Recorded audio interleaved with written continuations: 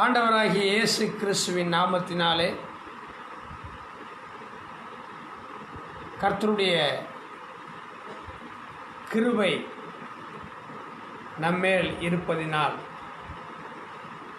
நாம் இந்த இணையத்தின் வாயிலாக 103 இணைந்து கர்த்தருடைய கூடாரத்தில் யார் தங்குவா என்கிற தலைப்பின் கீழாக தொடர்ச்சியாக நாம் ஆண்டவருடைய வார்த்தைகளை கேட்டு வருகிறோம். எத்தனையோ காரியங்களிலே நம்முடைய பெயர் இருக்குதா, எனக்கு பங்கு இருக்குதா, எனக்கு இடம் இருக்குதா என்றெல்லாம் விசாரிக்கிறதான நாம் இன்றைக்கு கர்த்தருடைய கூடாரத்தில் நம்ம போய் தங்க முடியுமா, அதற்கு என்ன வழி என்பதை ஆராய்ச்சி செய்து வருகிறோம். நேற்றைய தினத்தில் நான் உங்களுக்கு முடிக்கும் பொழுது வேதத்தில் இருக்கிறது போன்ற ஒரு ஆசீர்வாதமான சம்பவங்கள் வேறு எங்கேயுமே இல்லை. ஒரு சினிமாவில், ஒரு நாடகத்தில், ஒரு சீரியலில், அல்லது ஒரு கதை புஸ்தகத்தில், அல்லது வரலாற்றில் எங்கேயும் பார்க்க முடியாத அளவுக்கு பரிசுத்த வேதாகமத்தில் இருக்கிற நிகழ்ச்சிகள் எல்லாம் சிரிக்க வைக்கும், சிந்திக்க வைக்கும், செயல்பட வைக்கும், நம்மை மனம் திரும்ப வைக்கும், மனுஷனாக்கும். அதனால தான் நேற்றைக்கு ஒரு சில கதாபாத்திரங்களை உங்களுக்கு நான் எடுத்து சொல்லி அதை ராத்திரி படிச்சுட்டு தூங்குங்க அப்படின்னு சொன்னேன். அநேகர் நிறைய உலக பிரகாரமான புத்தகத்தை படிக்கிறதுக்கு நேரம் ஒதுக்குவார்கள், பணம் செலவு பண்ணுவார்கள். ஆனால் வேதத்தை படிக்க அநேகர் விரும்ப மாட்டார்கள். அதனால தான் தேவனுடைய ஆசீர்வாதம் அப்படிப்பட்டவர்களுக்கு இல்லை. நீங்கள் வேதத்தை படிக்க படிக்க படிக்க அந்த வேத வார்த்தையானது உங்களை பொன்னை போல புடமிட்டு உங்களை மிக அழகாக கண்ணாடியில் உங்களுடைய முகம் பார்க்கிறது போல வெளிப்படுத்தும், ஆறுதல் படுத்தும்.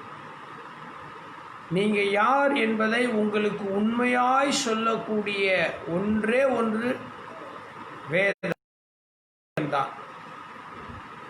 நீங்கள் வேணால் டெஸ்ட் பண்ணி பாருங்கள். நான் யார் என்பதை எனக்கு சொல்லக்கூடியது வேதத்தின் அந்த ஆழம்தான். அது அவ்வளவு மகிமையானது. நான் நல்லவனா கெட்டவனா,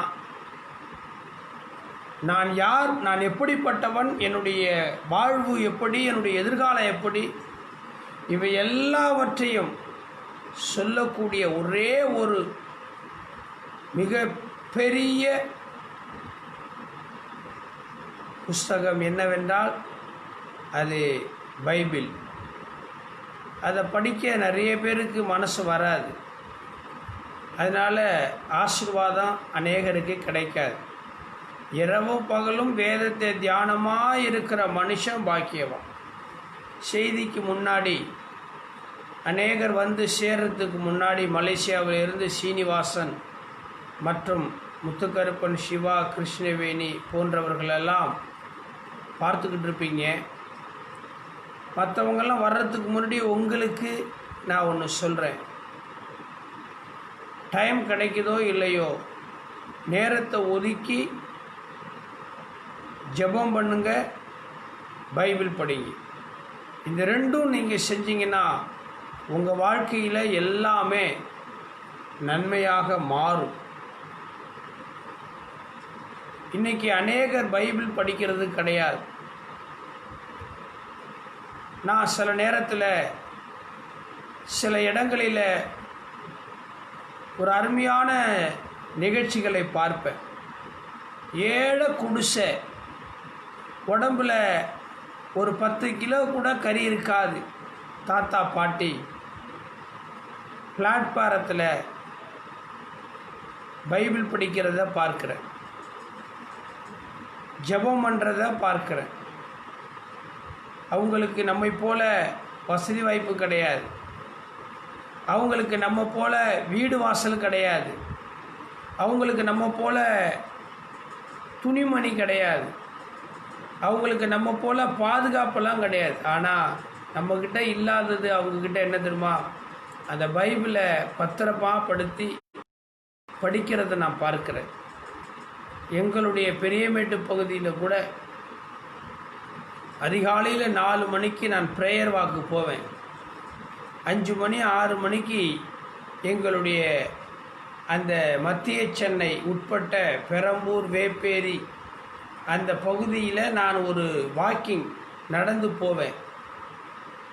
அப்போது கர்த்தருக்கு ஸ்தோத்திரம், அநேக ஆண்கள் பெண்கள் வயசானவங்க 5 மணிக்கெல்லாம் ரோட்டில் தான் படுத்து கிடக்கிறவங்க தான்.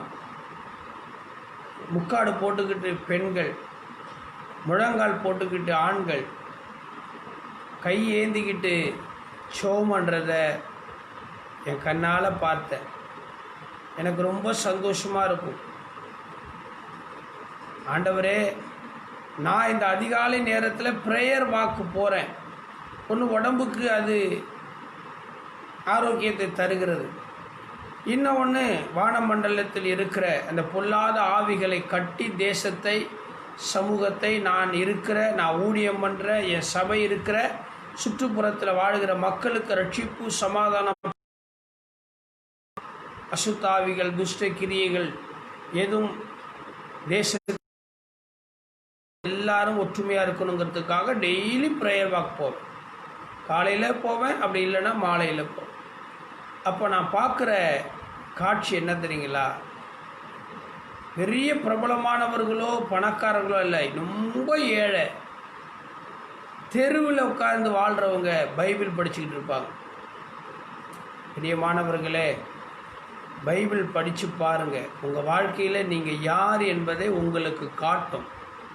ஒரு டீச்சர், ஒரு ஆசிரியர் உங்களுக்கு தேவையில்லை, ஒரு குரு, ஒரு மாஸ்டர் உங்களுக்கு தேவையில்லை.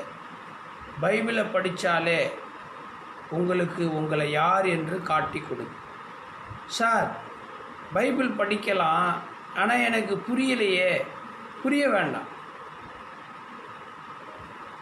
ஆட்டோமேட்டிக்காக உங்களுக்கு புரியும். ஒரு முறைக்கு 2 முறை படிங்க. பரிசுத்த ஆவியானவர், நீ யாராக வேண்டுமானாலும் இருக்கலாம், பைபிளை படித்து பாருங்க. புதிய ஏற்பாட்டை படிங்க, அதுக்கு பிற்பாடு பழகிடும். ஆவியானவர் உங்களோடு இடைப்படுவார். உங்கள் தப்பு எது, உங்கள் சரி எது, உங்கள் நீதி எது, உங்கள் அநீதி எது, எல்லாவற்றையும் உங்களுக்கு சொல்லிக் கொடுப்பார். ஒரு அப்பா அம்மா சொல்லிக் கொடுக்கறது போல, ஒரு டீச்சர், ஒரு ஆசிரியர் கையை பிடிச்சி சொல்லிக் கொடுக்கறது போல, ஒரு குரு ஒரு மாணவனுக்கு சொல்லிக் கொடுக்கறது போல பரிசுத்த ஆவியானவர் அந்த வேதத்தின் மகத்துவங்களை கொண்டு உங்களுக்கு சொல்லிக் கொடுப்பார். நான் வெட்கப்படாமல் சொல்லுவேன், தைரியமாக சொல்லுவேன். எனக்கு இவ்வளவு நுட்பமான பல காரியங்களை கற்றுக் கொடுத்தது யார் என்றால் இந்த வேதம்தான். நான் எந்த ஒரு ஊழியக்காரரிடத்துலையும் நான் பயிற்சி எடுக்கலை, எந்த ஒரு தலைமை போதுகிற நான் சீஷனாக இருக்கவும் இல்லை. எனக்கு அன்பானவர்களே, என் மனைவி மூலமாய் ஆண்டவர் இயேசு கிறிஸ்துவை கேள்விப்பட்டேன். என் மனைவி மூலமாய் ஆண்டவராகிய இயேசு கிறிஸ்துவை ஏற்றுக்கொண்டேன். அதுக்கு பிற்பாடு சபைக்கு போனேன். அங்கே பிரசங்கித்த போதகர் MK சாம் சுந்தரம் ஐயா அவர்கள் மூலமாய் சத்தியத்தை கேட்டேன். அதுக்கு பிற்பாடு ஆண்டவர் என்னை நிரப்பினார், சத்தியத்தை கற்றுக் கொடுத்தார். இன்றைக்கு வரைக்கும் அந்த சத்தியத்தையே படித்து படித்து படித்து நான் கர்த்தருடைய காரியத்தில் என்னை ஆழமாய் ஒப்பு கொடுக்கிறேன். உலகத்தில் ஒரு பழமொழி சொல்லுவாங்கள்ல, மனம் இருந்தால் மார்க்கம் உண்டு என்று சொல்லுவார். மனம் சரி, பைபிளை நேற்றுக்கு படிக்க சொன்னேன். எப்தா அந்த கேரக்டரை படிக்க சொன்னேன். அவன் எப்படி நீதி உள்ளவனாக இருந்தான் என்பதை நியாயாதிபதி புஸ்தகம் 11ஆம் அதிகாரத்தில் உங்களை படிக்க சொன்னேன். நீங்கள் படிச்சிங்களா இல்லையா எனக்கு தெரியாது. அட போங்க பாஸ்டர், சோறாக்கிறதுக்கே துணிமணி துவைக்கிறதுக்கே நேரம் இல்லை, இந்த பிள்ளைங்களை பார்க்குறதுக்கே நேரம் இல்லை, புருஷனுக்கு வடித்து கொட்டுறதுக்கே நேரம் இல்லை, இதில் வேறு நான் 5 மணி நேரம் டிவி பார்க்கணும், 6 மணி நேரம் செல்ஃபோனில் பார்க்கணும். கடைசியில் நீங்கள் வேறு 1 மணி நேரம் சாயந்தரம் எங்களை உட்கார வச்சு பிரசங்கம் பண்ணுறீங்க. இதில் எங்கே எனக்கு ஜெபம் பண்ணுறதுக்கு நேரம் இருக்குது, படிக்கிறதுக்கு நேரம் இருக்குது அப்படின்னு நீங்கள் சொன்னீங்கன்னா நீங்கள் வாழ்க்கையில் தோற்று கொண்டு இருக்கிறீங்கன்னு அர்த்தம். உங்கள் ஆசீர்வாதத்தை இழந்து கொண்டு இருக்கிறீங்கன்னு அர்த்தம். பிசாசு உங்கள் கண்ணை கையை காலை கட்டி நரகத்துக்கு பாதாளத்துக்கு கொண்டு போயிட்டுருக்கிறான்னு அர்த்தம். அதனால் தினமும் ஜெபம் பண்ணாமலும் வேத வாசனத்தை வாசிக்காமலும் தூங்காதீங்க, சோறு திங்காதீங்க. இது ரெண்டையும் கண்டிப்பாய் கொஞ்ச நேரமாகிலும் கொஞ்சமாவதும் செஞ்சுட்டு மற்ற காரியத்தை செய்யுங்க. கர்த்தர் உங்களுக்காக யாவையும் செய்து முடிப்பார். ஜெபித்து தொடங்குவோமா? அன்பின் ஆண்டவரே, இணையத்தில் இணைவோம், இதயத்தில் மகிழ்வோம் என்கிற இந்த நேரலை நிகழ்ச்சிக்காக நன்றி. கிருபையின் கரம் தொலைக்காட்சி ஆண்டவரீர் மிக விரைவிலே நாங்கள் ஆரம்பிக்க போகிறோம். உம்முடைய தயவினால் கிருபையால் ஒத்தாசையால் அதுவரையிலும் இந்த முகநூல் வழியாய் ஆண்டவரே உம்முடைய வார்த்தைகளை பலமாய் ரூபிக்கப்பட்டிருக்கிறது, பரிசுத்த ஆவியானவரால் திருவுளப்பட்டிருக்கிறது. அதை நாங்கள் இன்றைக்கு 131வது நாளாக தொடர் செய்தியை மலேசியா தேசத்தில் இருக்கிற அநேகரோடு, இந்தியா தேசத்தில் இருக்கிற நூற்றுக்கணக்கான உலக பிரகாரமான மக்களோடும் சேர்ந்து உம்மை துதிக்கிறோம். எங்களோடு பேசும். யார் கர்த்தருடைய பரிசுத்த கூடாரத்திலே தங்குவா என்கிற தலைப்பின் கீழே தொடர் போதனைகளை உம்முடைய ஜனங்களாகிய எங்களுக்கு வெளிச்சமாக விளக்கி காட்டும். பார்க்கிற கேட்கிற ஒவ்வொருவருடைய இருதயமும் ஆண்டவரில் விளங்க உதவி செய். நான் பேசும் பொழுது என்னுடைய வாயிலிருந்து வருகிற வார்த்தை இதோ கேட்டுக்கொண்டிருக்கிற ஒவ்வொரு பக்தர்கள், விசுவாசிகள் யாவருக்கும் புரியட்டும், பலன் தரட்டும், சிந்திக்கட்டும், செயல்படட்டும், வாழ்க்கையிலே முன்னேறட்டும். ஆம், உத்தமமாய் நடந்து நீதியை நடப்பித்து சத்தியத்தை மனதார பேசுகிறவன் தான் ஆண்டவருடைய ராஜ்யத்தில் பிரவேசிக்க முடியும், ஆண்டவருடைய இளைப்பாறுதலிலே பிரவேசிக்க முடியும், ஆண்டவருடைய கூடாரத்திலே தங்க முடியும் என்பதை உணரட்டும். இயேசுவின் நாமத்தினாலே அநேகரை இந்த நிகழ்ச்சிக்கு கொண்டு வாரும், தடைகளை நீக்கி போடும். பொறுப்படுத்திக் கொள்ளும் நல்ல பிதாவே, ஆமேன். கர்த்தர் நல்லவர். நம்ம செய்தி தொடர் செய்தியாக இன்றைக்கு நீதியை நடப்பிக்கிறதை குறித்து தொடர்ச்சியாக அதிக நேரம் பார்க்கிறோம் இல்லையா? சரி, நாம் இந்த செய்தியினுடைய பிரதான வசனம் சங்கீதம் 61ஆம் சங்கீதம் 4வது வசனத்தில் தாவீது சொல்கிறாரு, நான் கர்த்தருடைய கூடாரத்தில் சதா காலமும் தங்குவேன் என்பதாக. அதைத் தொடர்ந்து சங்கீதத்திலே 15ஆம் அதிகாரத்திலே 1 வசனத்திலே பார்த்தோம், யார் கர்த்தருடைய கூடாரத்திலே தங்குவார், யார் கர்த்தருடைய பர்வதத்திலே ஏறுவா என்று கேட்டுட்டு அங்கே பதில் சொல்லப்பட்டிருக்கிறது, உத்தமனாய் நடந்து நீதியை நடப்பித்து மனதார சத்தியத்தை பேசுகிறவன் தானே.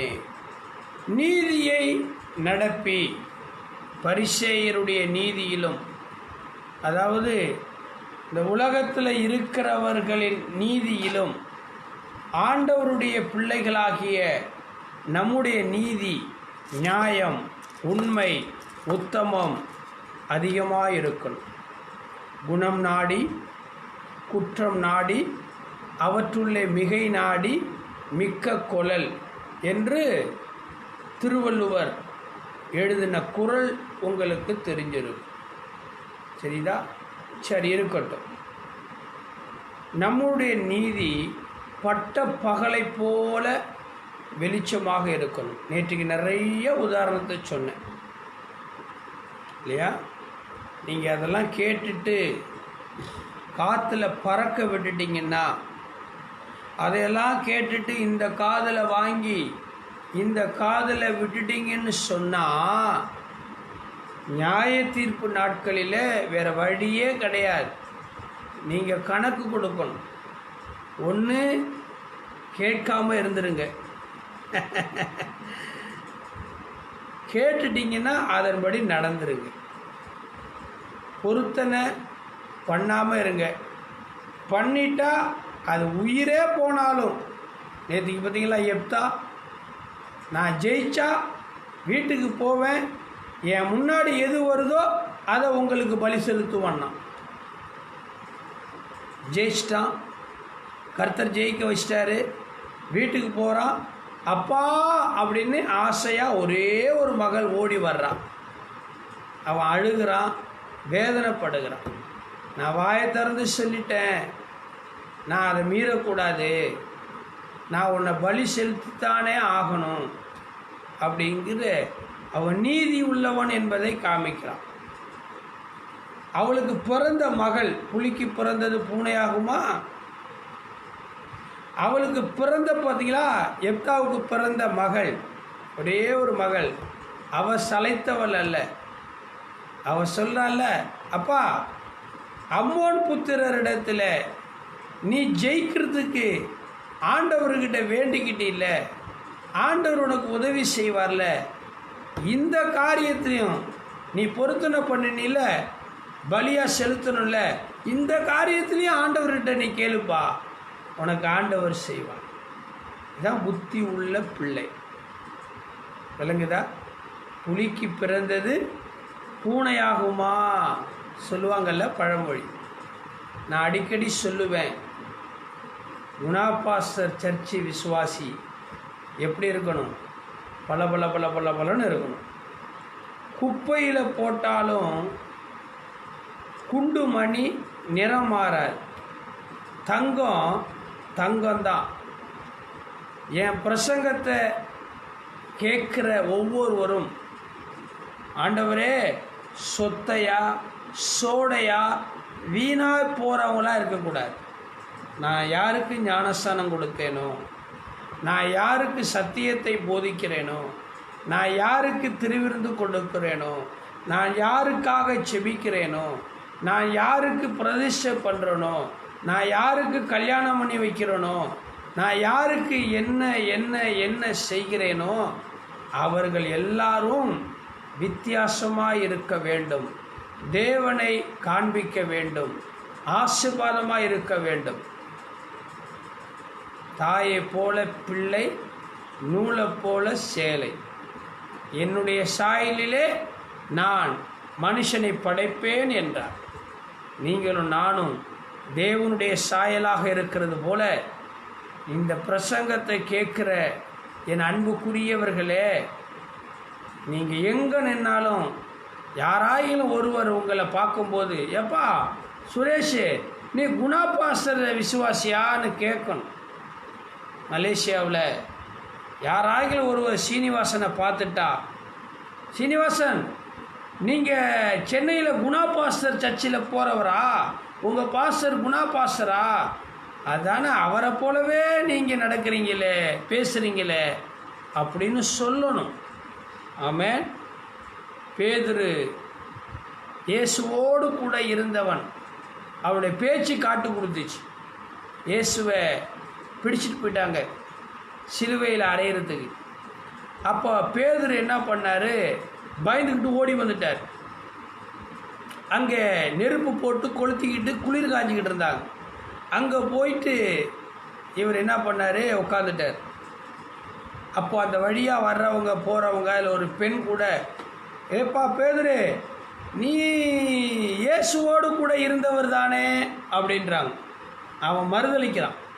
எங்கடா நம்மளையும் சிலுவையில் அரைஞ்சிருவாங்களோ, நாமும் இப்படி அநியாயமாக அடிக்கப்பட்டு செத்து போடுவோமோ என்னமோ. அவர் என்ன சொல்கிறாரு பேதுரு, ஐயோ நான் இல்லை, இயேசு எனக்கு தெரியாதுன்னு சபிக்கவும் சத்தியம் பண்ணவும் தொடங்கினா. ஆனால் அந்த பொம்பளை உடலை, நீ கலிலியன் தானே, உன் பேச்சு ஒன்றை வெளிப்படுத்துது, நீ இயேசுவோடு கூட இருந்தவர் தானே, அகத்தின் அழகு முகத்தில் தெரியும்.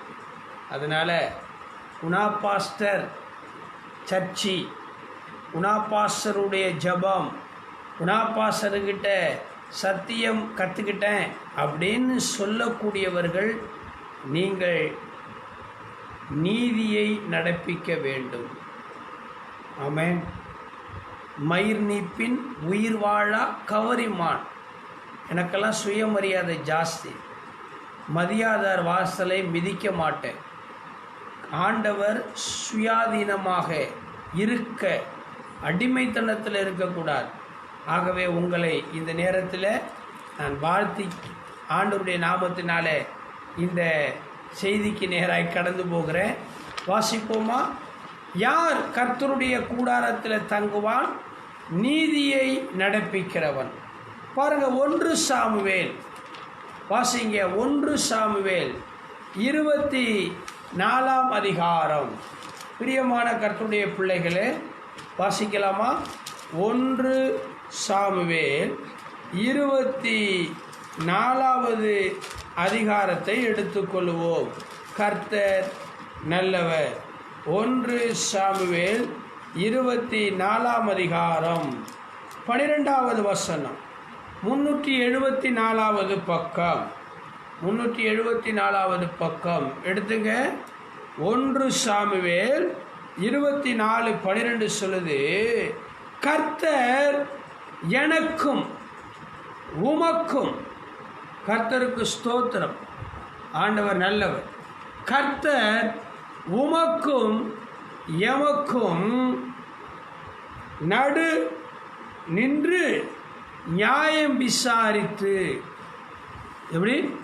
உமக்கும் எனக்கும் நடுவில் நின்று நியாயம் விசாரித்து, கர்த்தர் தாமே என் காரியத்தில் உமக்கு நீதியை சரி கட்டுவாராக, உம்முடைய பேரிலே நான் கை போடுவது இல்லை. அன்பான கர்த்தருடைய பிள்ளைகளே, சவுல் தாவீது, கர்த்தருக்கு ஸ்தோத்திரம். சுரேஷை போல் நான் சிகப்பாக இருந்தால் முகம் தெரியும், நான் கொஞ்சம் கருப்பு. கர்த்தருக்கு ஸ்தோத்திரம். Okay bye. ஓகே, இங்கே வசனத்துக்கு வருவோம். பிரியமான கர்த்தருடைய பிள்ளைகளே, சவுல் தாவீது, இந்த 2 பேருக்குள்ள யுத்தம். ஒரு சின்ன பிரச்சனை, ஒரு பெரிய பிரச்சனை. அப்போது இங்கே சொல்லப்படுகிற சம்பவம், எனக்கு அன்பான தேவனுடைய பிள்ளைகளே, தாவீது சவுலை கொலை செய்யக்கூடிய, வெற்றி பெறக்கூடிய வாய்ப்புகள் இருந்தது. ஆனாலும் அபிஷேகம் பண்ணிப்பட்டவன் மேலே தேவனுடைய ஊழியக்காரரை குற்றப்படுத்தி விடக்கூடாது என்பதற்காக தாவீது அது செய்யலை. கர்த்தருக்கு ஸ்தோத்திரம். பிரியமானவர்களே, இந்த பாருங்க, அருமையான ஒரு சம்பவம். மன்னிக்கிறதுனா எப்படி? ஒரு நீதி, ஒரு மனுஷனுக்கு அதிகபட்ச தண்டனை என்ன தண்டனை தெரியுமா? ஒரு மனுஷனுக்கு அதிகபட்ச தண்டனை தூக்கு தண்டனை அப்படின்னு சொல்லுவாங்க. நோ, ஒரு மனுஷனுக்கு அதிகபட்சம் நிற்க வச்சு சுடணும், வெட்டி கொல்லணும், துடிக்க துடிக்க தூக்கில் போடணும், விஷம் வச்சு கொடுக்கணும். இதெல்லாம் அதிகபட்ச தண்டனையே கிடையாது. என்ன தெரியுமா அதிகபட்ச தண்டனை? உலக பிரகாரமாக எடுத்துக்கொண்டால் திருவள்ளுவர் அவர் சொன்ன வழி எடுத்துக்கொண்டால், பிரியமான தேவனுடைய பிள்ளைகளே, இன்னா செய்தாரை ஒருத்தல் அவர் நாண நன்னயம் செய்துவிடு. திருவள்ளுவர் சொல்லுவதை எடுத்துக்கொண்டால், இன்னா செய்தாரை ஒருத்தல் அவர் நாண நன்னயம் செய்து விடல். பிரியமான கர்த்தருடைய பிள்ளைகளே, ஒன்று அப்படி புரியுதுங்களா? சரி, நான் திருவள்ளுவர் சொன்னதெல்லாம் எடுத்துக்கலங்க. பைபிள் என்னங்க சொல்லுது? எனக்கு விரோதமாய் பேசுகிற என் எதிராளிக்கு நான் அதிகபட்ச தண்டனை கொடுக்கணும். அவன் நான் கொடுக்குற தண்டனையே அவன் மறக்கக்கூடாது. அப்படின்னா என்ன தண்டனையை நான் கொடுக்கணும்? பைபிள் என்னங்க சொல்லுது? இயேசு என்னங்க சொல்லுது அப்படின்னு கேட்டால், நான் பைபிளிலிருந்து சொல்லுவேன், உன்னை போல பிறனை நேசி, பிதாவே இவர்கள் செய்வது இன்னதென்று அறியாது இருக்கிறார்கள், இவர்களை மன்னியும். இந்த மன்னிப்பு இருக்கு பார்த்தீங்களா, இதுதான் ஒரு மனுஷனுக்கு மிகப்பெரிய தண்டனை. மிகப்பெரிய தண்டனை தான். ஆமென். எஸ், பைபிளை படித்து பாருங்கள். மத்தேயு புஸ்தகத்துல எல்லாம், உன் சத்துருவுக்கு நீ ஆகாரம் கொடு. உன் சத்துரு இருக்கான் பாரு, உன்னை கொன்னணும்.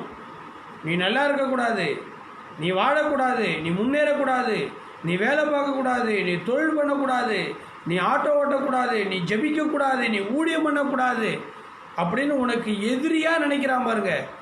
அவனை அழைச்சிட்டு போயிட்டு ஒரு டீ வாங்கி கொடு, ஒரு சோறு வாங்கி கொடு, ஒரு 10 கிலோ அரிசி வாங்கி கொடு, 2 கிலோ காய்கறி மீன் வாங்கி கொடுத்து நல்லாயிரும். இதுதான் அவனுக்கு உச்சபட்ச தண்டனையாக பைபிள் சொல்லுது. உன்னை சபிக்கிறவர்களை ஆசீர்வதியுங்கள். பிரியமான கர்த்தருடைய பிள்ளைகளை, இதுதான் இயேசு. ஒருத்தருக்கு அதிகபட்ச தண்டனை கொடுக்கணும் அப்படின்னா அவனை தூக்கில் தொங்க போடுறது அதிகபட்ச தண்டனை அல்ல. அவனை ஓட விட்டு துப்பாக்கியால் சுட்டு கொள்வது அதிகபட்ச தண்டனை அல்ல. அவனை மன்னிக்கிற பற்றியா, இன்னா செய்தாரை ஒருத்தல் அவர் நாண நன்னயம் செய்துவிட. அவன் நினச்சி நினச்சி நினச்சி என்னைக்காச்சும் ஒரு நாள், கடைசி நாளில் கூட அவன் நினச்சி நினச்சி, அடடா நாம் இவ்வளவு துரோகம் பண்ணோம், ஆனால் அவன் இதெல்லாம் தாங்கிக்கிட்டு நம்மளுக்கு சோறு கொடுக்குறானே, தண்ணி கொடுக்குறானே. பிரியமான கர்த்தருடைய பிள்ளைகளே, இந்த சவுல் தாவீதை வெட்டணும், குத்தணும், கொல்லணும்னு ஊர் ஊரா துரத்தினான். நேற்றுக்கே சொன்னால, ஓடினான் ஓடினான் ஓடினான், வாழ்க்கைக்கின் எல்லைக்கே ஓடினான்.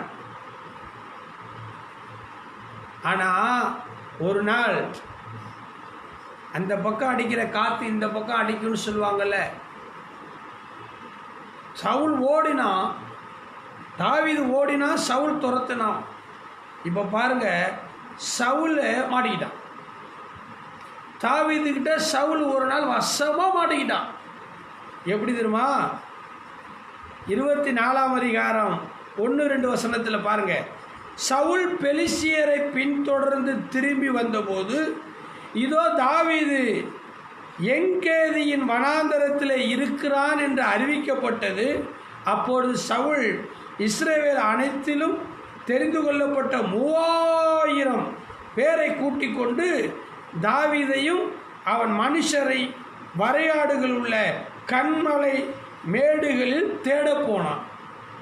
3வது வசனம் பாருங்க. வழியோரத்தில் இருக்கிற ஆட்டு தொழுவத்தினிடத்தில் அவன் வந்தபோது அங்கே ஒரு கெவி இருந்தது. அதில் சவுல் மலஜலாதிக்கு போனான். தாவீதும் அவன் மனுஷரும் அந்த கெபியின் பக்கத்தில் உட்கார்ந்திருந்தார்கள். விளங்குதா? சவுல் 3000 பேரை கூப்பிட்டுட்டு தாவீதை வெட்டுறதுக்கு போகிறான், பிடிக்கிறதுக்கு போகிறான், கொலை செய்கிறதுக்கு போகிறான். அப்போது ஒரு கெபின்னா என்ன தெரியுங்களா? ஒரு கூண்டு மாதிரி, ஒரு குகை மாதிரி, யாரும் பார்க்க முடியாதபடிக்கு போய் உள்ளார உட்காந்துக்கலாம். இப்போ போயிட்டு இருக்கும்போது சவுலுக்கு பாத்ரூம் வந்துச்சு. சவுலுக்கு வயிற்று வலி வந்துச்சு. அவனுக்கு மலம் கழிக்கணும், டாய்லெட் போகணும். 3000 பேர். அவன் ஒதுக்குப்புறமா மலஜலாதிக்கு போகிறான். பாருங்க, பக்கத்தில் தான் தாவீது இருக்கான். அந்த கெபிக்கு பின்னாடி தாவீது. இவர் கெபிக்குள்ளே போயிட்டு டாய்லெட் போகிறார், மலஜலாதி. இதுதான் சமயம். தாவீதுக்கு சொல்கிறாங்க, கக்கூசுக்குள்ளே போயிட்டு உட்காந்துருக்கிறான், விஷமாக மாட்டிக்கிட்டான். என்ன பண்ணுவாங்க? கக்கூஸ்லேயே வச்சு அடின்னு அடித்து கொண்டு போட்டு வந்துடலாம்ல. ஆனால் தாவீது அப்படி செய்யலை. அதான் நீதிமான். அதான் நீதிமான். நம்மளா இருந்தால் என்ன பண்ணுவோம்? பார்ப்போம், யாருமே இல்லை, இவன் நல்லா வசமாக மாட்டிக்கிட்டான்டா, அட்ரா. கர்த்தர் நல்லவர், கர்த்தர் நல்லவர். பிரியமானவர்களே, உங்களை அழிக்க நினைக்கிறவர்களை கர்த்தர் அவர்களே அழிந்து போகும்படியாய் செய்வார். நீங்கள் யுத்தம் பண்ண வேண்டாம், நீங்கள் ஒன்றும் பண்ணாதீங்க. ஸ்தோத்ராம், ஸ்தோத்ராம். ஜெபம் பண்ணுங்க. கிறிஸ்தவர்களை அழிக்கணும், கிறிஸ்தவத்தை அழிக்கணும், நல்லவனை அழிக்கணும். எத்தனை பேர் எழுந்தாங்க, முடிஞ்சுதா? மந்திரம் பண்ணாங்க, சூனியம் பண்ணாங்க, செய்வனை பண்ணினாங்க, என்னென்னமோ கம்ப்ளைண்ட் பண்ணாங்க. நல்லா இருக்கிறாங்களா? அரசன் அன்று கொள்ளுவான், தெய்வம் நின்று கொள்ளும். சரி, இருக்கட்டும். பிரியமானவர்களே, இந்த வசனத்தை நீங்கள் படித்து பாருங்க. மலஜலாதிக்கு போனான். தாவீதும் அவருடைய மனுஷன் அந்த கெபியின் பக்கத்தில் உட்கார்ந்திருந்தார்கள். அப்பொழுது தாவீதின் மனுஷர் அவனை நோக்கி, இதோ நான் உன் சத்துருவை உன் கையில் ஒப்பு கொடுப்பேன், உன் பார்வைக்கு நலமானபடி அவனுக்கு செய்வாயாக என்று கர்த்தர் உன்னோடு சொன்ன நாள் இதுதான் என்றான். பிரியமான கர்த்தருடைய பிள்ளைகளே, சொல்லிக் கொடுக்குறாங்க. வித்யா, கர்த்தர் சொன்னார் வித்யா, உன் எதிரியை உங்ககிட்ட ஒப்பு கொடுக்கணும். பாரு, சவுல் பாத்ரூம் போகிறான் பாரு, யாருமே இல்லை, 3000 பேர் அங்கே இருக்கிறாங்க. பாத்ரூம் போகிற இடத்த வந்து பார்ப்பாங்களா? ராஜா பாத்ரூம் போகிற இடத்த பார்ப்பாங்களா? பாரு, போ, வெட்டு. பிரியமான கர்த்தருடைய பிள்ளைகளே, நீதிமான் தாவீது கொலை பண்ணலை, வெட்டலை, கை போடலை. பிரியமான கர்த்தருடைய பிள்ளைகளே, 10வது வசனம், 10வது வசனம் பாருங்க. இதோ கர்த்தர் இன்று கெபியிலே உம்மை என் கையிலே ஒப்பு கொடுத்தார் என்பதை இன்றைய தினம் உம்முடைய கண்கள் கண்டதே. உம்மை கொன்று போட வேண்டும் என்று சிலர் சொன்னார்கள், ஆனால் என் கை உம்மை தப்பிவிட்டது. என் ஆண்டவன் மேல் என் கை போட வேண்டும், போடேன், அவர் கர்த்தரால் அபிஷேகம் பண்ணப்பட்டவராமே என்றார். என் தகப்பனே, பாரும், என் கையில் இருக்கிற உம்முடைய சால்வையின் தொங்கலை பாரும். உம்மை கொன்று போடாமல் உம்முடைய சால்வையின் தொங்கலை அறுத்து கொண்டேன். என் கையில் பொல்லாப்பும் துரோகமும் இல்லை என்றும் உமக்கு நான் குற்றம் செய்யவில்லை என்றும் அறிந்து கொள்ளும். நீரோ என் பிராணனை வாங்க அதை வேட்டையாடுகிறேன்.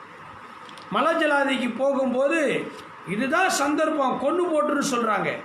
ஆனால் தாவீது அதை செய்யலை. பாவம்ப்பா, அவன்தான் முட்டாள்தனமாக என்னை துரத்துறான்.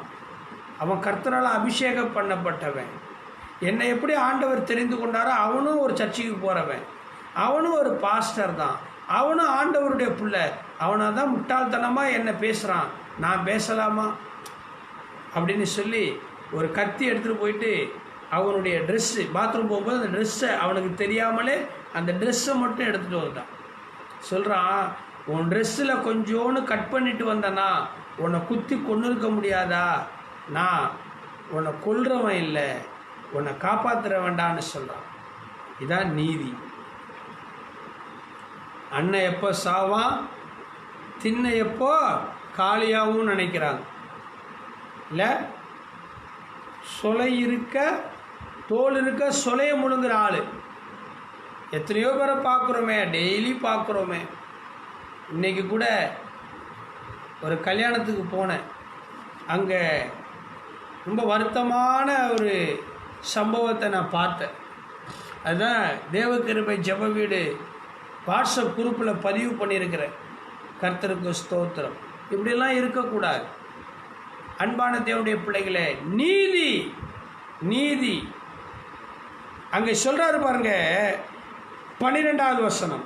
கர்த்தர் எனக்கும் உமக்கும் நடு நின்று நியாயம் விசாரித்து கர்த்தர் தாமே என் காரியத்தில் உமக்கு நீதியை சரி கட்டுவாராக. அப்போ சவுலுடைய நீதி அநீதியாக இருந்தது, தாவீதினுடைய நீதி மெய்யான நீதியாக இருந்தது. உங்களுடைய நீதி மெய்யான நீதியாக இருக்கட்டும். கர்த்தருடைய கூடாரத்தில் நீங்கள் தங்க முடியும். 1 சாமுவேல் 24ஆம் அதிகாரம் 17வது வசனத்தில் அவன் சொல்கிறான் பாருங்க, தாவீதை பார்த்து, நீ என்னை பார்க்கிலும் நீதிமான். ஒரு கைத்தட்டை கொடுக்க மாட்டீங்களா? நீ என்ன பார்க்கலும் நீதிமான்ப்பா சொல்லணும். நீ என்ன பார்க்கலும் நல்லவன் சொன்னார்ல எப்தா, நீ என்ன பார்க்கலும் நல்லவாம்மா. மாமியார் சொல்லணும், என் மருமக இருக்கிறாளே, சே எனக்கு மருமக இல்லை மக சொல்லணும். உங்கள் புருஷன் சொல்லணும், அவளா என் வீட்டுக்கு வந்திருக்கிறா பாரு சனிய ஏம பிசாசு, இப்படி சொல்லக்கூடாது. சொல்கிறான் பாருங்க, தாவீது சொன்னதுக்கு சவுல் சொல்கிறான், அடடாடாடாடா நீ நினச்சிருந்தா என்னை கொன்று இருக்கலாம், ஆனால் நீ அப்படி செய்யலை. எப்பா பிள்ளையாண்டான் தாவீது, நீ என்னை பார்க்கிலும் நீதிமான். விசுவாசிகளே, இயேசுவின் நாமத்தினாலே நான் சொல்கிறேன், பிரசங்கிக்கிற என்னை விட நீங்கள் நல்லவங்களாக இருக்கணும். உங்கள் பாஸ்டர் ஆகிய என்னை விட நீங்கள் நல்லவனாக இருக்கணும். உங்களை விட நான் நல்லவனாக இருக்கணும். இப்படித்தான் நாம் போட்டி போட்டுக்கொண்டு நன்மை செய்யணும். துரோகம் பண்ணக்கூடாது, ஏமாற்றக்கூடாது, வஞ்சிக்கக்கூடாது, நீதி செய்யும். சவுல் சொல்லுகிறான்,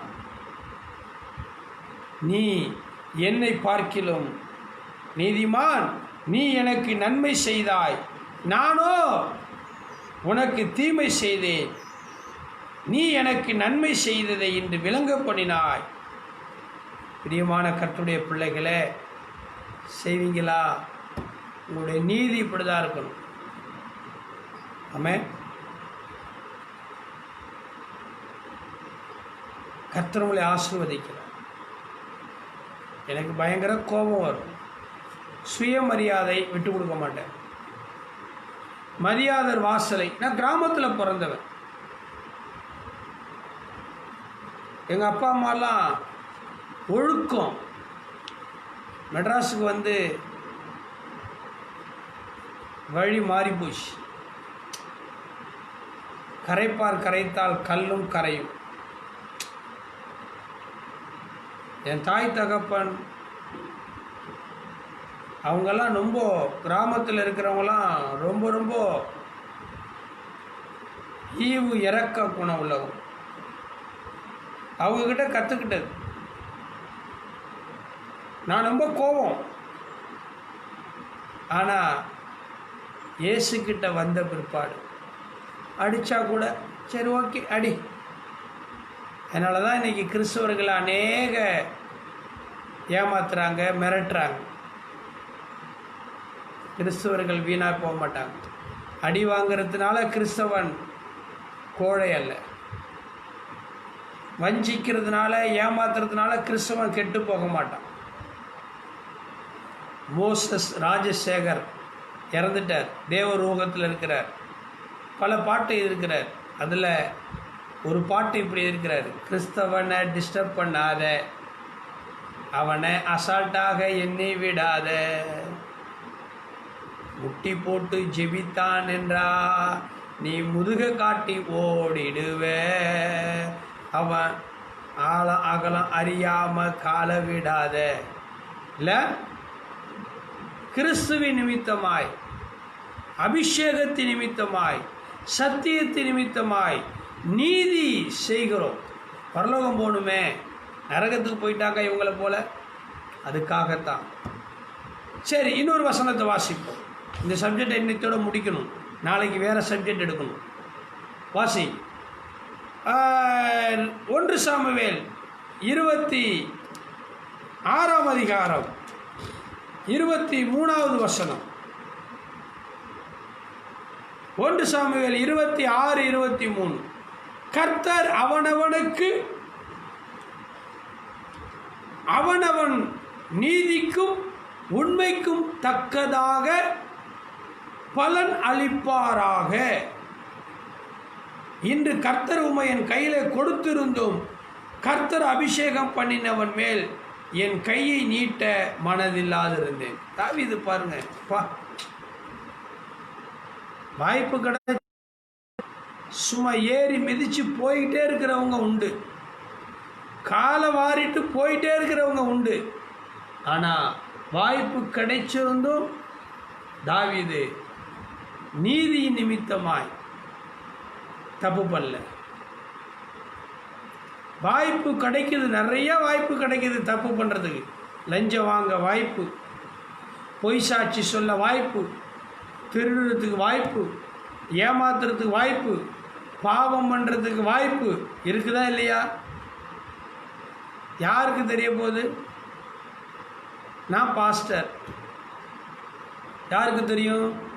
விமலாவுக்கு தெரியும், கோமதிக்கு தெரியும், சீனிவாசனுக்கு தெரியும். என்னை பார்க்குறவங்களுக்கு நான் பாஸ்டர்னு தெரியும். மற்றவங்களுக்கு என்ன நெற்றில் எழுதி அவுட் இருக்குது. எல்லாரையும் போல் நானும். இப்போ ஃபுல்லாக வச்சுருப்பாங்க, முஸ்லீம் அடையாளம் தெரியும். அங்கி போட்டிருப்பாங்க, ஃபாதர் பாஸ்டர் அங்கி போட்டிருப்பாங்க தெரியும். பைபிள் கையில் வச்சுருந்தா தெரியும். இந்துக்கள்னால் அவங்க என்ன பண்ணுவாங்க, ருத்ராட்ச கொட்டை அந்தமாரி சில அடையாளம் போட்டிருப்பாங்க, பூணூல். இவங்களாம் ஐயர்னு தெரியும், ஓரளவுக்கு பூசாரின்னு தெரியும். ஆனால் நம்ம வந்து அந்த மாதிரியான காஸ்டியூம் ட்ரெஸ் எல்லாம் போட்டு வெளியில் போகிறது இல்லைல்ல. அதனால் என்ன பாஸ்டர் தெரியுமா? தெரியாது. அதனால் நான் இந்த ஊரில் இல்லாமல் வெளியூரில் போய் ஒரு சிகரெட்டு குடித்தா யாருக்கு தெரிய போகுது? வெளியூரில் போயிட்டு சாராயம் குடித்தா எனக்கு யாருக்கு தெரிய போகுது? வெளியூர் தியேட்டரில் போய் சினிமா பார்த்தா, வெளியூரில் போய் நான் பாவம் பண்ணால் யாருக்கும் தெரியுமா? தெரியாது. ஆனால் கர்த்தருக்கு தெரியும், மனுஷனுக்கு தெரியாது. கர்த்தருக்கு தெரியும். பாதாளத்தில் படுக்க போட்டாலும் அங்கேயும் ஆண்டவருடைய கண் நம்மளை பார்க்கும். இங்கே சொல்கிறார் பாருங்க, 1 சாமுவேல் 26:23, கர்த்தர் அவனவனுக்கு அவனவன் நீதிக்கு உண்மைக்கும் தக்க பலன். அதான் பரலோகம். யார் கர்த்தருடைய கூடாரத்தில் தங்குவா? நீதியாய் நடக்கிறவன். மற்றபடியெல்லாம் ரைட் விசில் அடிச்சு போ நரகத்துக்குன்றவர். உன் செய்கைகளுக்கு தக்க பலன். ரூத் 2ஆம் அதிகாரத்தில் 12வது வசனத்தில் சொல்லுது. நகோமியை பார்த்து ரூத்தை பார்த்து சொல்கிறது, அன்புக்குரிய கர்த்தருடைய ஊழியக்காரர்களே, விசுவாச பிள்ளைகளை, இயேசுவின் நாமத்தினாலே இணையத்தில் இணைந்து இதயத்தில் மகிழ்ந்து கொண்டிருக்கிற உங்களுக்கு நான் சொல்ல கடமைப்பட்டிருக்கிறேன். நீதியாய் இருங்க. பரலோகம் போகணும். நம்மளுக்கு பரலோகம் போகணும். இந்த உலக வாழ்க்கை சதமாகாது. நிறைய பேர் சொல்லுவாங்க, ஆமாம் செத்து போயிட்டா நான் வந்து பார்க்க போகிறேன்னா, ஆமாம் நீ மரித்த பிற்பாடு தான் உன்னோட வாழ்க்கையே தொடங்குது. ஜாக்கிரதை. அதான் கிறிஸ்தவம் போதிக்கிறது. உயிர்த்தெழுதல் உண்டு. Listen to me, be careful. நீதி நீதி நீதி. சரி, 2 சாமுவேல் 14ஆம் அதிகாரம் 7வது வசனத்தை பாசிங்கம்மா. விமலா, திவ்யா, பைபிள் படி. 2 சாமுவேல் 14ஆம் அதிகாரம் 7வது வசனம், 402வது பக்கம்.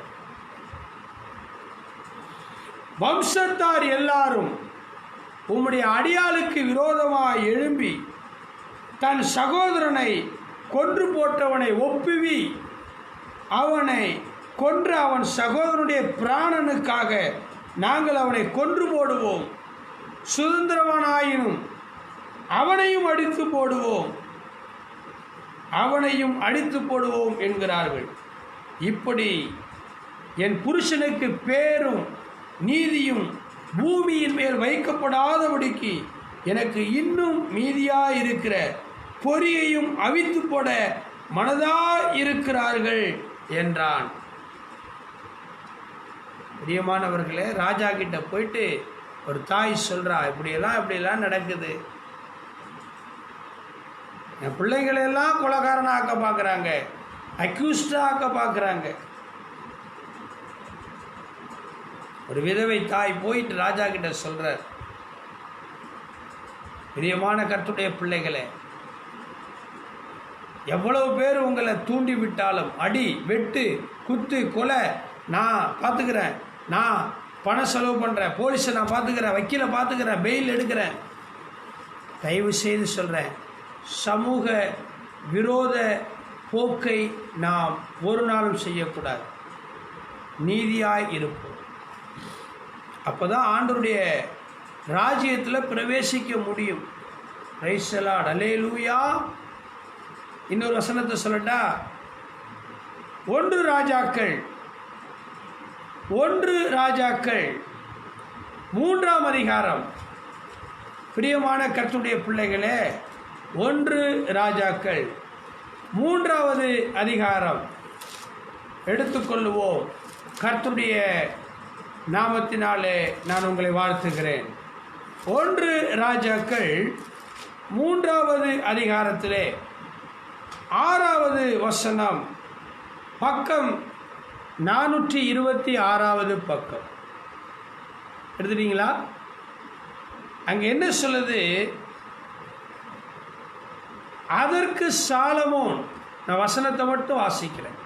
அதற்கு சாலமோன், உன் தகப்பனாகிய தாவீது என்னும் உமது அடியான் உம்மை பற்றி உண்மையும் நீதியும் மன நேர்மையுமாய் உமக்கு முன்பாக நடந்தபடியே தேவரீர் அவருக்கு பெரிய கிருபை செய்து அந்த பெரிய கிருபையை அவருக்கு காத்து இந்நாளில் இருக்கிறபடியே அவருடைய சிங்காசனத்தில் வீற்றிருக்கிற ஒரு குமாரனை அவனுக்கு தந்தீர். சரிங்களா? கர்த்தருக்கு ஸ்தோத்திரம். பிரியமான கர்த்தருடைய பிள்ளைகளே, தாவீதினுடைய குமாரன் சாலமோன். தாவீதினுடைய குமாரன் சாலமோன். தாவீது எவ்வளவு உண்மையாக இருந்தான்னு சொல்லிட்டேன். அப்பாவை போல பிள்ளை இல்லை. பிரியமான கர்த்தருடைய பிள்ளைகளே, அதை தான் சொன்னேன். குணாபாஸ்தர் போல் நீங்கள் இருக்கணும், இயேசுவை போல் நீங்கள் இருக்கணும். இது கர்த்தர் நல்லவர். தாவீது எவ்வளோ உண்மையாக இருந்தான், எவ்வளோ உத்தமமாக இருந்தான், எவ்வளோ நீதியாக இருந்தான் பார்த்தோம் இல்லையா? இப்போ அவனுடைய பிள்ளை சாலமோன். இப்போது ஆண்டவர் என்ன பண்ணுறாரு? சாலமோனுக்கு தரிசனமாகிறார். ஆண்டவர் சாலமோனுக்கு தரிசனமாகிறார். பாருங்களேன், அந்த 3ஆம் அதிகாரத்தில் 5வது வசனத்தை வாசிங்க. விமலா, 5வது வசனத்தை வாசிமா. கிபியோனிலே கர்த்தர் சாலமோனுக்கு தரிசனமாகி ராத்திரியில் சொப்பனத்திலே தரிசனமாகி, நீ விரும்புகிறதை என்னிடத்தில் கேள் என்று தேவன் சொன்னார். சாலமோனே, சாலமோனே, இன்னைக்கு நிறைய சாலமோன் இருக்கிறாங்க.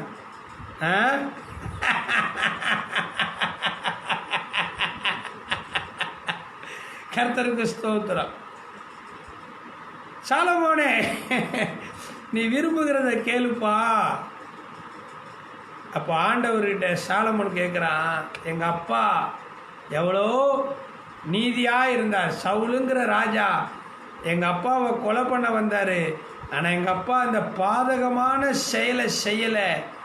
உங்களுக்கு தெரியல ஆண்டவரே, அவருக்கு எங்கள் அப்பா தாவீதுக்கு அவருடைய நீதியை பார்த்துட்டு கிருபையின் மேலே கிருபை கொடுத்தீங்களே, எனக்கும் அந்த கிருபையை தாங்க. ஆமென். எனக்கு அன்பான கர்த்தருடைய பிள்ளைகளே, இந்த ராத்திரி வேளையில் இயேசுவின் நாமத்தினால நான் உங்களுக்கு சொல்கிறேன், கர்த்தர் உங்கள் மேலே கிருபையாக இருக்கிறார். பயப்படாதீங்க. உங்கள் குடும்பம், உங்கள் பிள்ளைங்க எல்லாம் ஆண்டவர் கிருபையாய் நடத்துவார். விசுவாசிக்கிறீங்களா? ஆமென். உங்களுடைய நீதி 6ஆம் அதிகாரம் 1 ராஜாக்கள் 6ஆம் அதிகாரம் 12வது வசனத்தில் இப்படியாக எழுதியிருக்கிறது, நீ என் கட்டளைகளின் படி நடந்து என் நீதி நியாயங்களை நிறைவேற்று. அதான் சாலமோன்ட்ட சொல்கிறாரு, உங்கள் அப்பா செஞ்சாருப்பா, நீதியை பார்த்தேன், ஓகே கிருபை, நீ நீதியாக இரு. ஆமாம். விசுவாசிங்களே, வசனத்தை சொல்லிக் கொடுக்குறேன், வசனத்தை சொல்லிக் கொடுக்குறேன். வசனம் ஒவ்வொன்றும் ஆசீர்வாதம். நீதியாய் நடங்க, கட்டளைகளின்படி நடந்து என் நீதி நியாயங்களை நிறைவேற்றி என் கற்பனைகளை எல்லாம் நடந்து கொள்ளும்படிக்கு அவைகளை கை கொண்டால், நீ கட்டுகிற இந்த ஆலயத்தை குறித்து நான் உன் தகப்பனாகிய தாவீதோடு சொன்ன என் வார்த்தையை உன்னிடத்தில் நிறைவேற்றுவேன். உனக்கு கொடுத்த வாக்குத்தத்தை நிறைவேறணுமா? கீழாகாமல் மேலாவாய், வாளாக்காமல் தலையாக்குவாய். நீயோ கடன் கொடுப்பாய், கடன் வாங்காது இருப்பாய். உன்னை பெரிய ஜாதியாக்கி உன் பேரை பெருமைப்படுத்துவேன். வாக்குத்தத்தம், வாக்குத்தத்தம், வாக்குத்தத்தம் நிறைவேறணுமா? அப்படின்னு சொன்னால் நீதியாய் நடங்க. ஆண்டவர் உங்களுக்கு சொன்னபடி நடங்க. எடக்கு முடக்கு பண்ணிங்கன்னா நடுவில் ஒரு பக்கத்தை காணும், கிழிச்சிருவார் ஆண்டவர். நடுவில் ஒரு பக்கத்தை காணும், எங்கேயோ கேள்விப்பட்டது மாதிரி தெரியுமே உங்களுக்கெல்லாம். ஏதோ காற்று வாக்கில் நான் கேள்விப்படுறது. கிடிச்சிருவார், ஜீவ புஸ்தகத்திலேருந்து பேரை கிறுக்கி போட்டுருவார். அப்புறம் கர்த்தருடைய கூடாரத்தில் போக முடியாது. அவருடைய கட்டளைகளின்படி செய்ய நீ இருந்தா உங்கள் அப்பாவுக்கு செஞ்சது போது உனக்கு செய்வேன். பிரியமானவர்களே, இயேசுவின் நாமத்தினாலே கரம் குவித்து நான் செபிக்கிறேன், வேண்டிக் கொள்ளுகிறேன். தேவனுடைய கிருபை செப வீடு, தேவ கிருபை செப வீடு உங்களுடைய வீடு. நான் உங்களுடைய சகோதரன், உங்களுடைய தாய் தகப்பனை போல. சில நேரத்தில் சில விதங்களில் வருத்தம் இருக்கும், கோபம் இருக்கும், கண்டிப்பு இருக்கும். உங்கள் அப்பா உங்கள் அம்மா உன்னை கண்டிக்க மாட்டாங்க, உன் புருஷன் உன் மனைவி உன்னை கண்டிக்க மாட்டாங்க.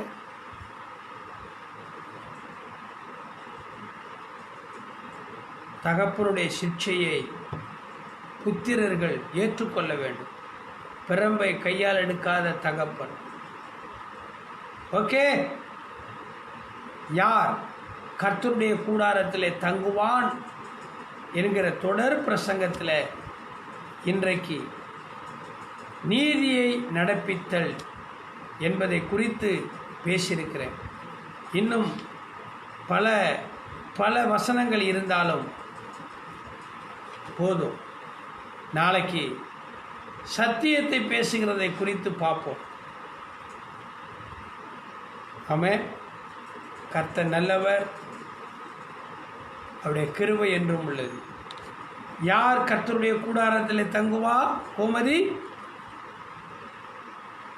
உத்தமமாய் நடந்து நீதியை நடப்பித்து மனதார சத்தியத்தை பேசும். பார்த்தோம். உத்தமமாய் நடக்கிற ஆபிரகாமை பார்த்தோம், யோபுவை பார்த்தோம், நோவாவை பார்த்தோம். மறந்துடக்கூடாது. நீதியாய் நடப்பிக்கிற தாவீதை பார்த்தோம், சாலமோனை பார்த்தோம், பலரை பார்த்தோம். உங்களை பார்க்குறேன்.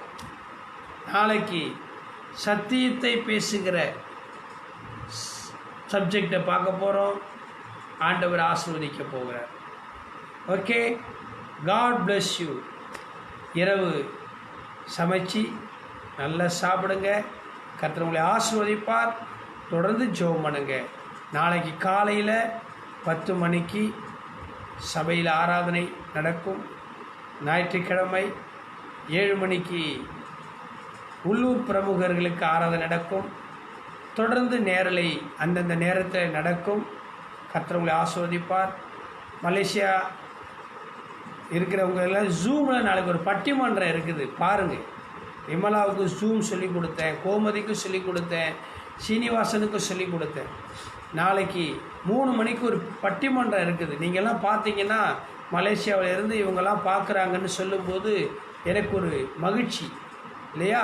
பாருங்கள். கர்த்தர் உங்களை ஆசீர்வதிப்பார். God bless you. நாளைக்கு சந்திப்போம். பாய்.